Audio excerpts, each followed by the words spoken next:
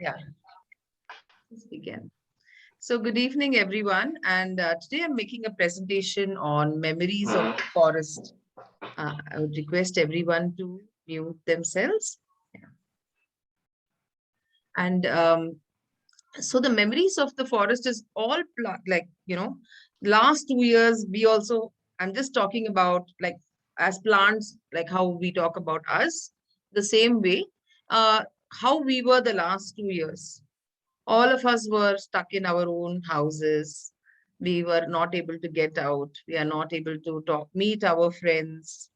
And, and then the only way, of course, thankfully, we had our computers, we had our phones to stay connected with our friends and communicate because that was our lifeline.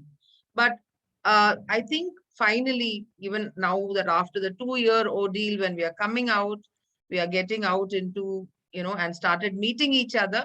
That is when we are happiest, when we are staying in when we were living in our own spaces in quarantine, um, that amount of happiness was not there as it is when you meet people physically, when you meet, when we go and meet our parents, when we meet our friends.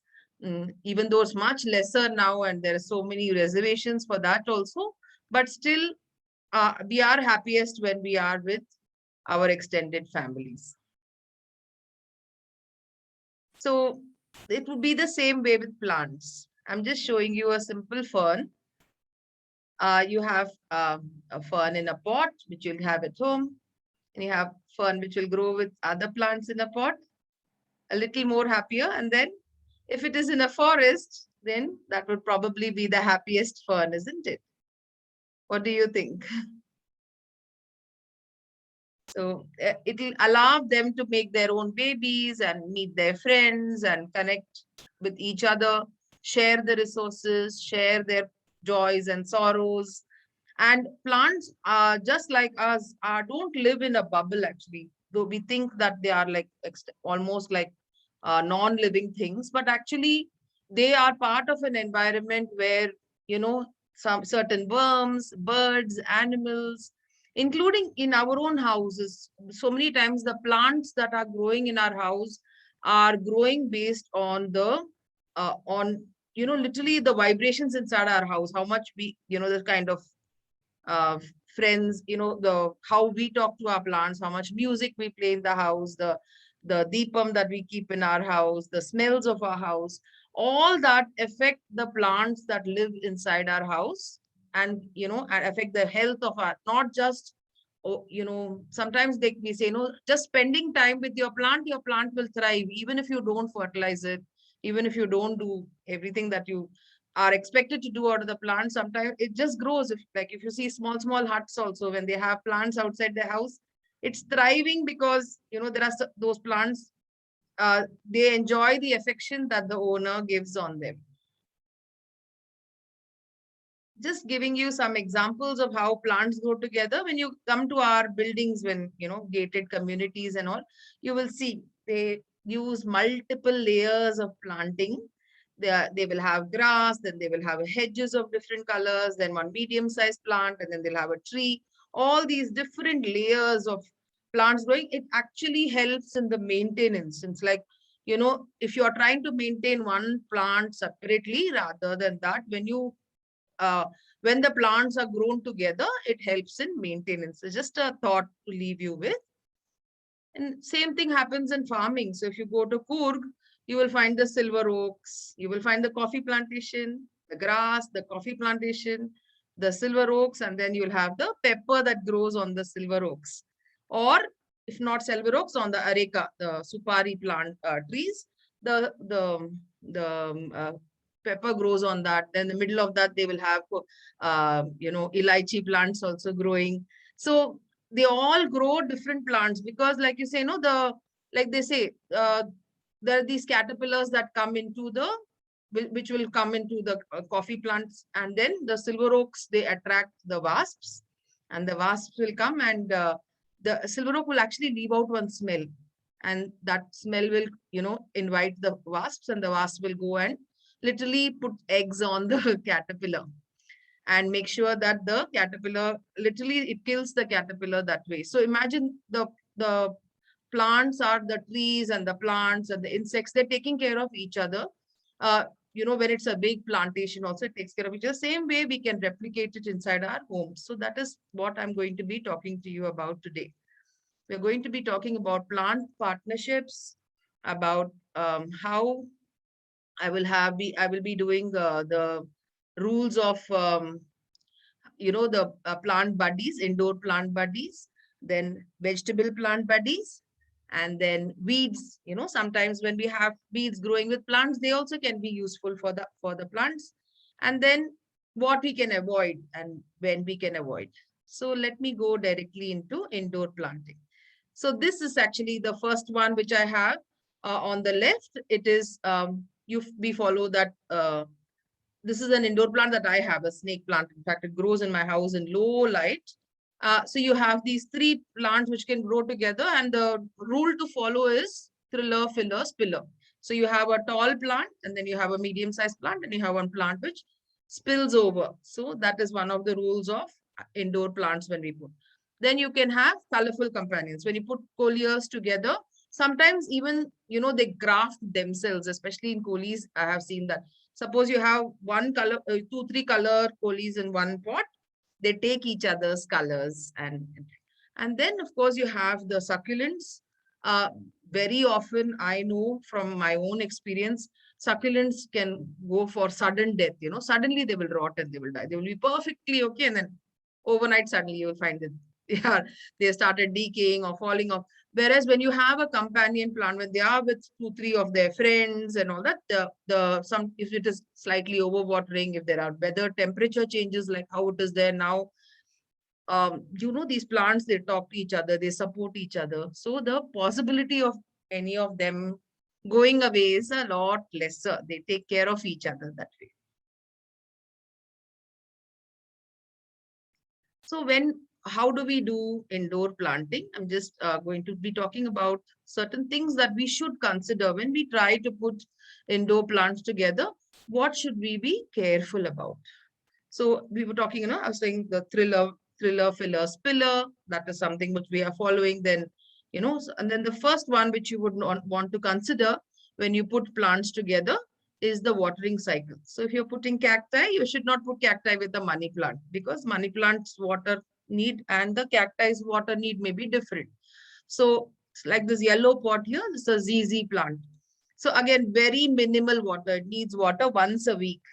So even if again, with the weather change like this, it will probably not need water for 2 weeks. But if you put, say, aloe, different kinds of aloe, sansevieria with it, or a few cacti with it, it will help the plant also. The plant feels happier. It will share the water, and none of them will die very easily. They feel very happy. This yellow one down here, if you see, it, it's one of those plants which I like very much as a filler. So when I grow a big plant on top, in the bottom, I just put a little coco peat, and then you put this is also kind of a succulent. You just place it on top, with the coco peat, and it, spills beautifully and remains there, and, keeps the soil wet. So once in a week also, if you water the plant, it is enough. Then, of course, you have plants like the anthurium and prayer plant. Again, very low light plants. They'll grow very easily. They have the same watering. One of the main important things that you take care of is watering. The second one is light requirements. Like, I can't put a coleus inside the house. If I put a coleus or a croton inside the house, they may not grow very happily because they need a lot of sunshine. So when you are putting two plants together, you need to consider light requirements. That is, certain plants require more light, and certain, like especially if you're having flowering plants, they need more light. So if you're putting 2-3 flowering plants together, according to the type of plants they are, according to the amount of light they need, you need to see all these three ones which I have put here as example. All these three plants don't need light at all. They thrive in indoor, inside your house, inside, like here, see these plants here. So, like money plant, they don't ever see the sunshine, but they are very happy inside when they're all put together like that. And of course, another last thing that you need to take care of is the root systems. So preferably you can have one root which grows downwards, like the ZZ plant. The root is a tap root, so it grows straight down. And the aloe and the sansevieria, their root systems are very small, so they remain on top. So both the roots get their own spaces. Like same thing, like I talked about these fillers here, their roots remain on top itself. So while the main top plant grows in downwards, it gets the water from down, and these just keep their roots are more superficial. So the root systems also, you should make sure that the roots don't get too entangled with each other. While when you put companion plants, that is something that you need to consider without fail, that the root systems do not clash with each other.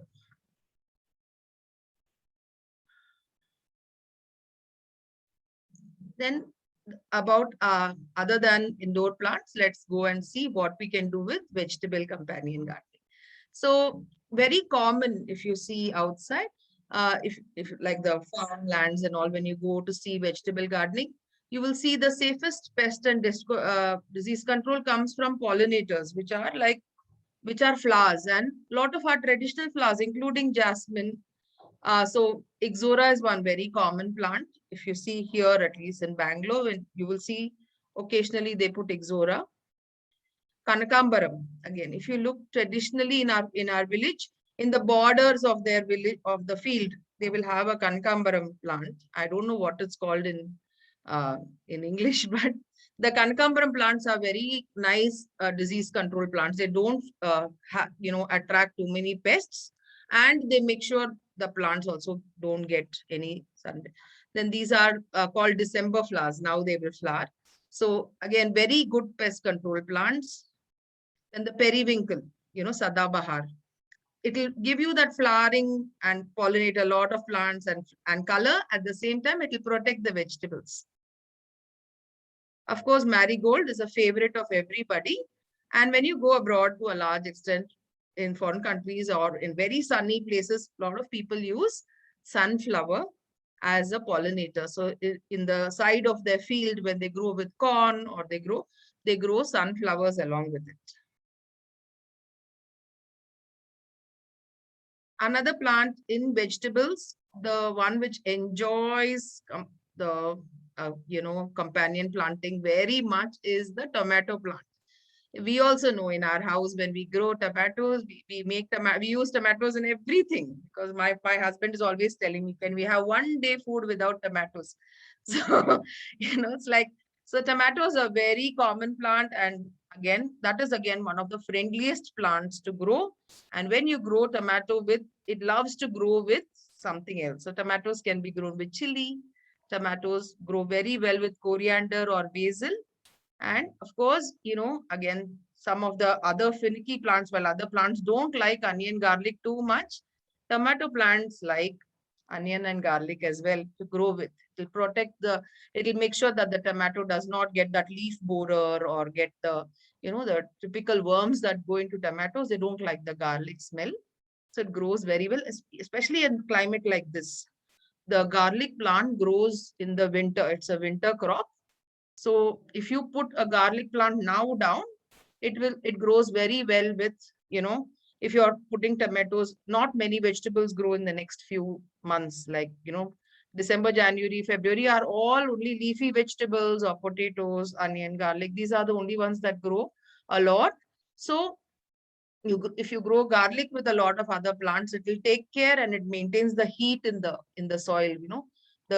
Right now the weather is so cold, the garlic will keep the soil warm for that plant.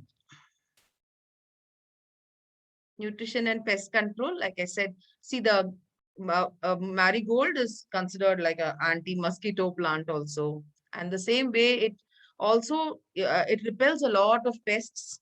It is useful for, all in our villages and all, or they have one little tiny god, Ganesha or Shivalinga. So they have that marigold, which they will go and put. So they keep the marigold plant along with their plants, and they'll do their puja with it every morning. So it's protection for the plant. It's for your god. It's there. And so it's an overall good plant to have. Then if you can have coriander, again, dhania, which grows especially with leafy vegetables or leaves that grow underground, like a mooli. Right now also mooli grows. And so the mooli will protect the coriander because it's a very delicate plant, and the coriander will protect the mooli. So if you're growing with carrot, or you're growing with mooli, or you're growing with any of the plants like which grow downwards, you can have the coriander that grows with it. Methi is overall favorite. Any time of the year, to make sure that the soil doesn't dry out. Sometimes the cold weather also, like January, February, the cold weather is such that it dries out the soil very badly. So the methi will again keep that heat. It will keep the nitrogen. And whenever you want to eat it, you can eat it. Otherwise, lot of it, covers land and keeps the land healthy. So if you have a big tree also, you can throw a few methi seeds there. Whether you eat it or don't eat it, you just leave it there. It's a nice plant to maintain the soil health. And then, of course, if you have leafy vegetables in this weather, especially this weather, growing on onions or garlic, like I said, when you have cabbage, all the winter vegetables, cabbage, cauliflower, growing garlic or onion next to it will make sure that one, it keeps the pests away, and another is it maintains the correct temperature for the plant for the leafy vegetable that is growing on the ground level in this cold weather and the rainy weather. It maintains that heat which is necessary for it. Other common partners, like, so some of the ways you can realize that you can have certain partners is when vegetables which we cook together, you can grow together. So like you have vines which grow upwards and carrot that goes downwards. Very common combination, not just in India, everywhere across the world, they grow beans and carrots together. So you have the trellis with the beans on top and the carrots which grow underneath. Even in fact, whenever you have a trellis, you can actually have, if it rains like this, no, so crazily, when the rain is there, it will protect the greens that are growing underneath. So it will kind of make sure while the plant is growing upwards, the plants below also can help. Other ones which are very big favorites is if you have tall plants, in our villages also, if you go here into any of the villages, you will see they grow pumpkins in the borders. So the pumpkin grows between the cornfield or between the sugarcane field. Or if you have beetroot growing again, if you have it, the pumpkin literally covers the entire ground, and it has these pokey, hairy leaves, which will make sure that the regular bugs don't come, including rats and all, which they have problem with rats. It will not come because the leaf is so pokey for them. It has that hairy pokey leaf. So that's why the pumpkin is a ground coverage plant. It just grows and covers the ground. No other weeds can grow. Same way when you grow bindi or bangan, no, on the side, if you grow purslane or you grow methi, along with okra or brinjal, if you can grow methi in the ground along with it. So it just keeps the soil nice and wet while the plant is growing on top. Herb partners. So when you have herbs, again, winter plant, you have this aloo vadi, it's called colocasia or shepangaranga when we say I don't know what it's called in Kannada. They are very beautiful decorative plants as well. If you have seen this one, it grows in nice wet climate. This climate, this is the only thing that grows where it's nice, the whole wall is wet. I used to grow it when I had banana plants, and then this is the second level, the okra, the aloo vadi plants. And then in the bottom, I used to have mooli growing. And in the middle of the mooli, I used to have the methi. So in a small plot of land, I would grow all the four together. So we would get mooli, we would have methi, we would have the aloo vadi also growing, and then the banana on top. So low light, lot of rain, these giant herbs like a banana plant or this colocasia plants, these are actually giant herbs. They are not even plants. They have soft leaves and stems, which are all edible. Again, like I was saying, if you have a trellis on top, if you have any of the cucumber or lauki or snake gourd, the trellis on top, below you can grow herbs, because the trellis will protect the herb from getting overwatered, from the sun burning it. It will take care of it. Also, if you have lettuce in India, especially when people grow lettuce in the even in, either they put those plastic covers and make sure that they don't grow, or in the village, I noticed recently, they put this marmum plant. There's this thing called marmum, which we put with the jasmine flower. They put it in the middle when you put it in your hair. That has a very strong smell. So they put it along with the lettuce. They grow it beside the lettuce, or they grow it below, beside the salad leaves. It just protects it from any caterpillars who are eating it. Another ground coverage plant is sweet potato. This I found in a building nearby. See the two colors sweet potato. Both these are sweet potato plants only. One is a little reddish color and one is a big, the white color sweet potato. They have very pretty looking plants and they are used for ground coverage. So as a hedge or as ground coverage, you can grow it, and whenever you want to pull it out, you can pull out the potatoes and put it all back in. You can just plant the plant back on. Very, very low maintenance, and it takes care of the soil. It won't let the soil become very dry at any point of time. Some plants, not all companion plants are very good. So one example is fennel or somph. When you grow somph, it has a very strong smell which a lot of plants don't like. So when you grow somph or sampagi sappu, the dill, when you grow dill or somph, those smells are very strong. So a lot of other plants don't like it. So they have to be grown separately. Or when you grow dill is grown with, where I have seen dill growing with coconut trees or with big trees like guava trees, mango trees are growing on top, and down they grow the dill, so that the trees don't get affected by it. And the regular ground which has the worms on the ground, they don't come because they don't like the smell. So in our school, again, with areca palms, we have these big areca palms, and in the middle we have the fennel growing, and bottom we have the mint growing. So these are plants which have very strong smell, so they don't like each other. Again, this Chinese, money plant, or the locals, of course, think it is Brahmi only. They call it Brahmi plant. Brahmi plant or Pudina, the problem with them is they are very invasive. They grow and they cover the ground completely. So if you have a smaller plant like a tomato plant or even a bindi plant, the mint or this plant can just cover the ground and not let it grow. So you have to be a little careful. But if you have bigger plants, tall plants growing, and you don't want other weeds to come at all, you don't want this, the grass, or you don't want anything around, these will cover the ground, making sure that nothing else will grow there. So we grow to a lot in at least in the school that I work in, we grow a lot of this pudina and this Chinese thing. And all our housekeeping staff actually take it, they keep cutting it and taking it home to make chutneys and make their dal. And it covers the ground completely. So you don't have to maintain the garden. It does not allow any of the other any of the other weeds to grow. It's a very invasive plant. The same thing with, like I said, garlic, onion. These plants, again, you need to be a little careful. One is, of course, you can't grow it very easily. Here, of course, they have grown the carrot along with the garlic, but garlic and onion, they heat up the ground. They have nitrogen. They have a lot of nitrogen, and they have a heating thing. So you have to be a bit careful which plant you're putting it with. In this weather, nothing happens. But as you know, post February or before October, November, if you're growing onion or garlic next to a plant, you have to be careful because they cause a lot of heat and it can spoil the other plant. So you have to be a bit careful in the winter weather, this weather, like in especially rain like this, cold, rainy weather, it thrives. It makes sure that the other plant also lives while it is living.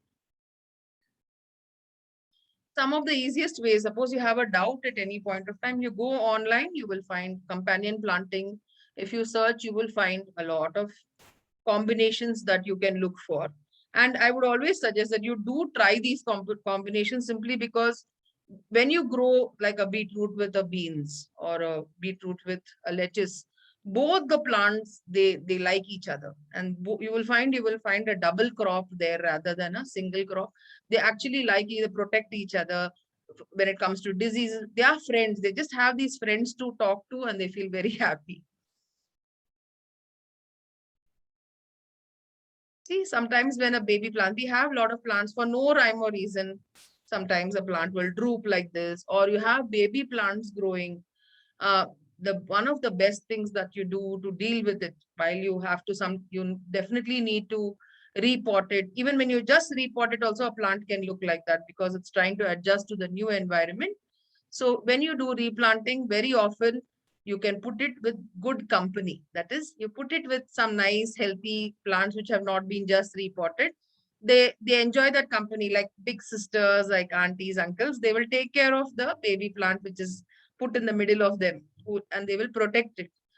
They will make sure that it grows very well. So that is sometime, once I provide all the basics, that is, I do the repotting, I do the nutrition, I do the pesticide. After doing that, for a plant to survive, any new plant that you're bringing from outside, just after you repotted it, if you put it between two very healthy plants, the chances of survival increases. Simply because, like we don't know, but plants do have a rhythm. They are actually talking. There are people who record the music that a plant makes. So the plant talks, the plant sends out vibrations, sends out smells, and while they are moving, they are communicating with each other, and that really helps.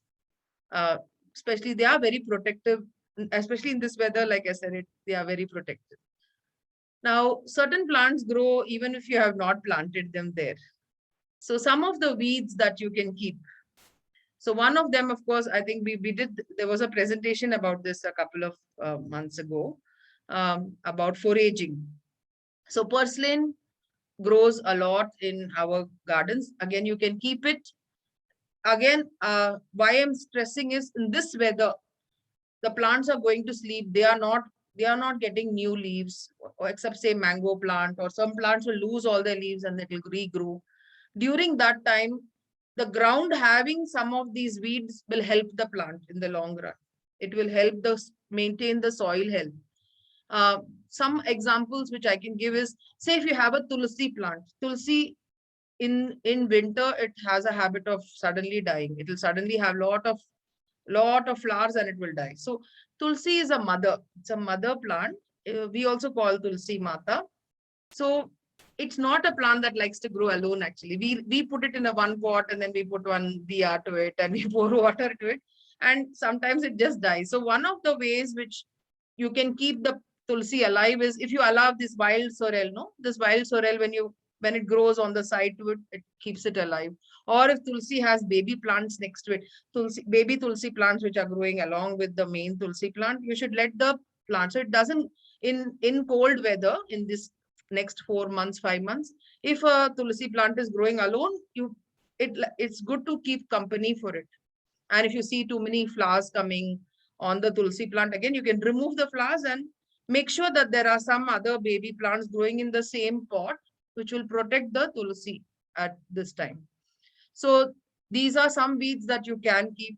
Calendula, this yellow calendula, again, very good for ground coverage, will give the color also.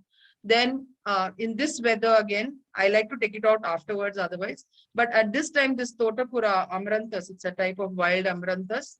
When it grows, when the regular plant is not growing, your money plant also, in my house, like I have these money plants and I have little trees and all that.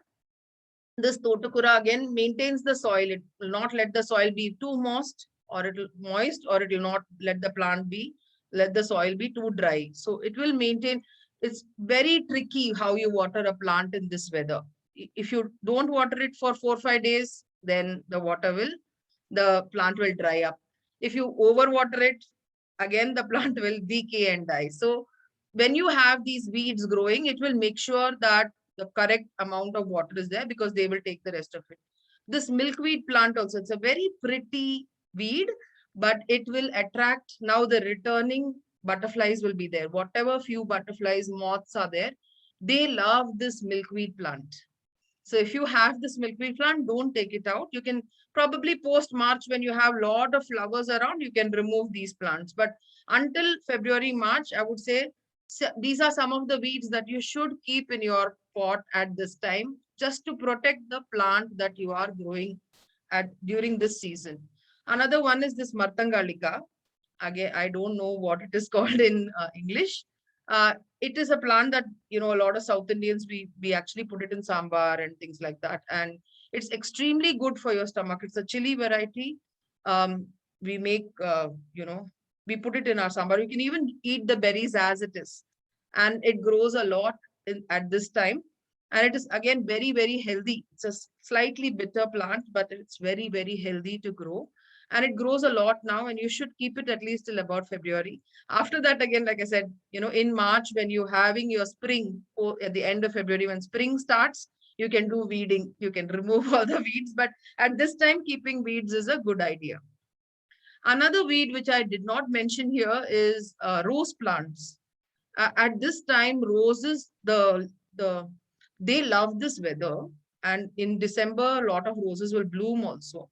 But protecting the rose at this time, growing garlic will be a very good idea. Next to the rose plant, if you grow, it will not have that white mildew will come on the rose flower, on the rose leaves.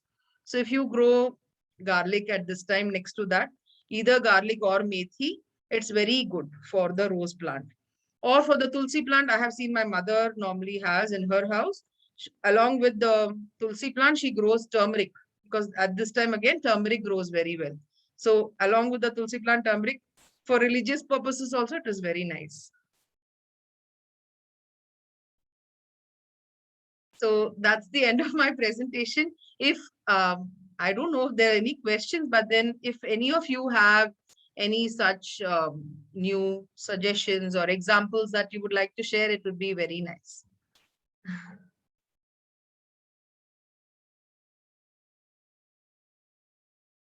Yeah.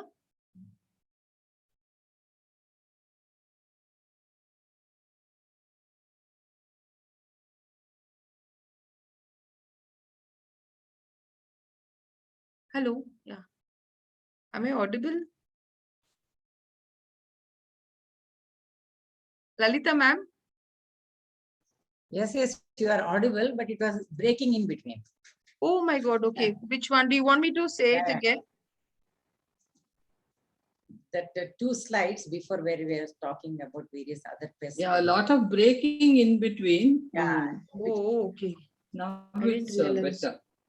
Yeah, a lot of breaking. Shall I share it again and show you? Last 2 slides, you go back now. Okay. Continuation was Like- there. It was, we are able to follow you immediately. Yes, yes. It was breaking, but So, it was Yeah, coming. we were Yeah, able to mainly, follow. yeah, I was talking about this particular weather, like in a weather like this, when, you know, this October, November, December, when we have, at this time, if you see weeds in your pots, these weeds especially, you know, a purslane or a wild sorrel or calendula, the wild amaranthus, that is totakura, I don't know what it is called here. And then you have this matangalika. All these are very common weeds that grow at this time. So there are certain plants which are very sensitive at this time. Like, for example, rose plant will get the, you know, this, it will have the leaves will become white in color. So it will have this white mildew which comes on the rose. Or tulsi may suddenly start flowering and it will dry up and die. So these plants like these, if you keep them, if you keep a companion plant with it, like if a tulsi plant has, say, a turmeric plant growing with it, or if the tulsi plant has this wild sorrel, this grows a lot in this weather, in this cold weather, you will find a lot of this plant growing. If you eat it also, it is nice and sour. It's a tamarind sour plant. It's good for us also to eat. And so if you keep it, I'm saying in post March, when the weather is a bit warmer, you can remove it. But at this time, if you keep some of these weeds, it protects your plants rather than spoil your plant in any way. So that is what I was talking about. Is I'm just welcoming if anyone has any suggestions to say, like how I was talking about. If there are so many gardeners here, if you had any suggestions.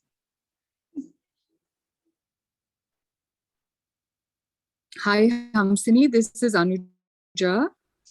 Yeah, hi, Can you hear Anuja. me? Yes, Hi, of course. I just have a quick question. You mentioned areca nut. You planted the dill under the areca nut.